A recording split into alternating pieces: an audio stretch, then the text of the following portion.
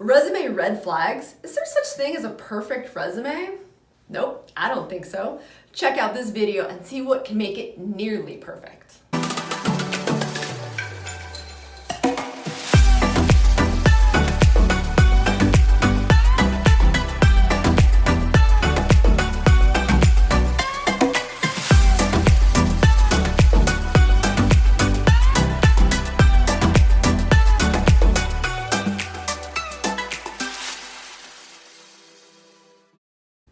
Hey, welcome to the Millionaire Recruiter. I'm Brianna Rooney, your Millionaire Recruiter. If you haven't yet seen this channel before, it is all about making you the next Millionaire Recruiter. So let's do it. But first of all, shout out to the subscribers because 700 subscribers, thank you very much, and growing.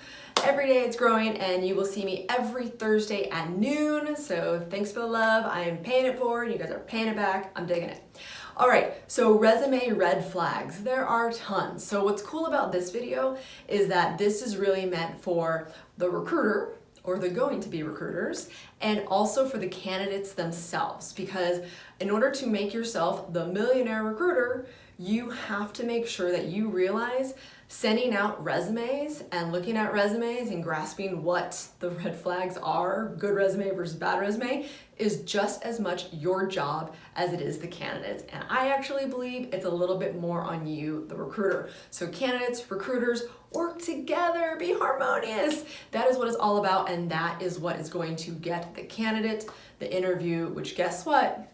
Win for the recruiter, right? Win-win, love it. Okay, doesn't happen often in life, but this is a win-win. All right, number one.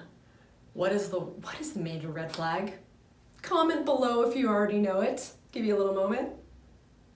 Spelling errors. Oh my God. I can't tell you how often myself and my team catch spelling errors. That is just unexcusable. There is too much tech right now in this world to have spelling errors, grammar errors. Download Grammarly.com. It's an app. It's stuff that you can just, it's so easy. You put on your desktop as well. I mean, that's my advice to you. Or guess what? Word does that for you as far as at least spelling errors. Okay? So let's not have spelling errors. That will, and more often than not, will get you passed on. Remember, just a quick tidbit for the candidate and the recruiter here is the resumes are being looked at for about 10-15 seconds. It is fast because how many resumes does one company get per rec? You don't even really want to know. It's a lot, okay? That's also, by the way, you use a recruiter because your recruiter gets your resume to the top of the line. That's a whole other video on why you use recruiters. But all right, number two red flag is too wordy or too short. I'm just putting these all together in the same category because they both are bad. Again, they're looking at your resume so fast. Are they gonna dig through like how many pages? Yes, let's say you're very accomplished and you've been doing what you're doing for a long time. You can still condense that, all right? Now, it's not like the one pager that I think we were all taught in high school. At least I was taught that, I don't know. But 2 pages, 3 pages tops. You don't want to really go further than that. And then the too short kind of sucks too because it's like, well, what did you do? Did you do anything? Did you accomplish anything? What are you good at, right?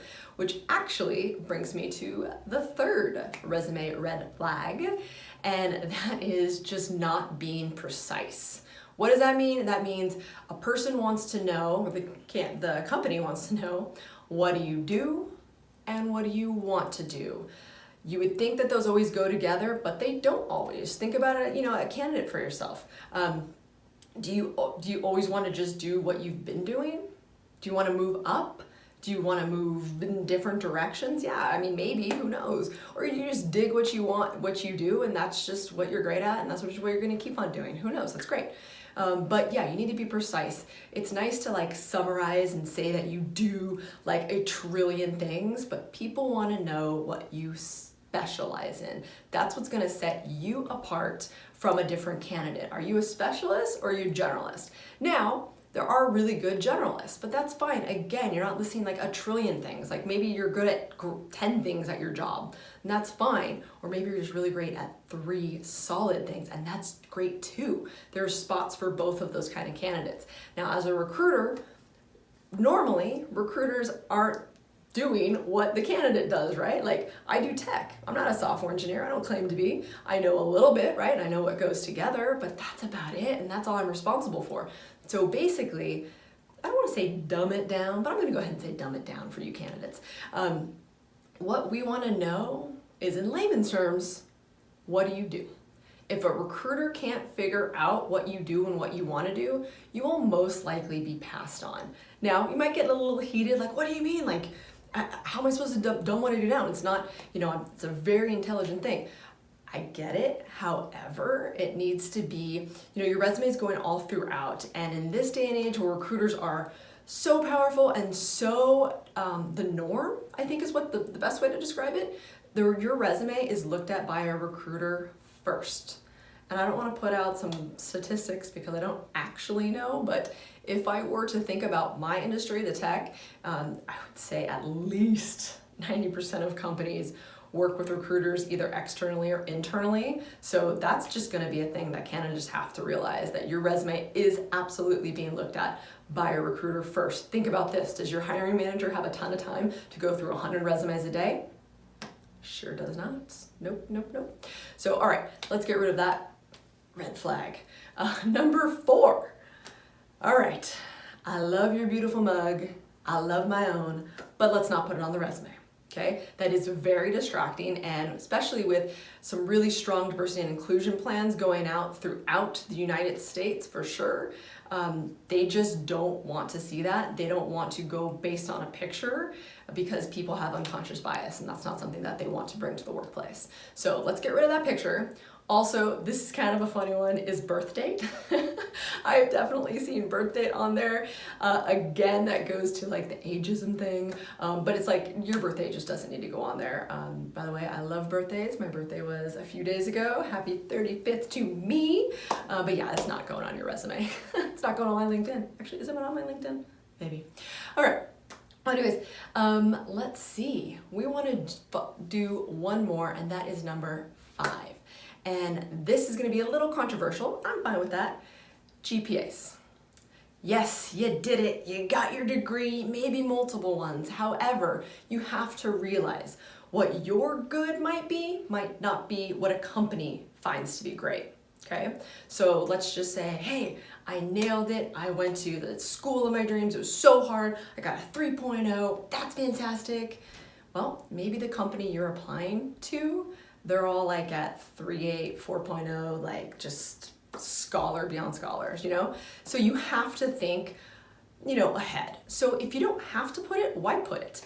Again, be proud and say it loud, that's fine, but just realize what you might be doing. It's just not necessary, and companies don't even ask for it anymore, so I don't really see the point, personally. So to me, that's a red flag. When I see a low GPA, really like 3.0 or lower, to me is low. But again, that could be low. Everyone's different, right? So just don't risk it. Don't put it on there. Now, if you nailed it, you have your 4.0, yeah, go for it. Good for you. So anyways, those are my personal 5 red flags. There's tons of the goods, but that's just not what this video is about. I think it actually is a lot easier to write an amazing resume by just knowing what not to do. And again, like the goods can be different per different industry, who knows? So that's mine. I'm throwing that at you, and I would love to hear what additional red flags you have, because we can get all nitty gritty with the font and the spacing and the what side does it go on. But you know what? I just wanted to give you my 5 big ones. So I hope you enjoy it, and I hope you like and subscribe and continue to share the love, because like I said, I dig it. I will see you every Thursday at noon, and do not forget that money is just the vessel to do all the amazing things that you want to do. So go get it. See you next week.